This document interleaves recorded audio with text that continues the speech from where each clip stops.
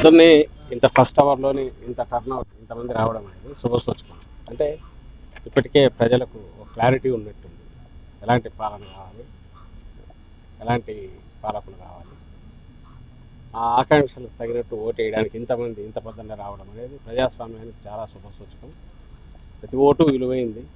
మా ఓటుతో ఏమవుతుందని ఎవరు అనుకోకూడదు.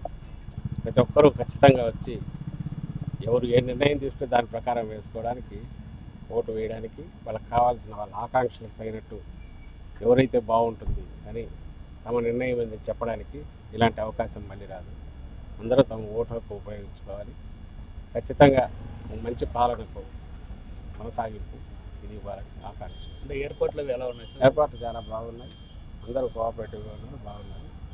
అండ్ వాళ్ళకి సంబంధించినంత వరకు ఇవి ఎంత ప్రశాంతంగా జరిగితే అంత మంచిది. ప్రశాంతంగా జరగాలి, ఎలాంటివి ఉండకూడదు.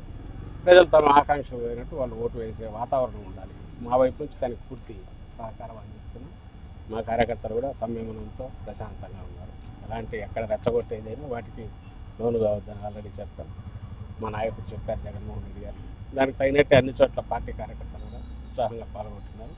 ప్రశాంతంగా ఎన్నికలు ముగిసేదానికి తాము సహకారం.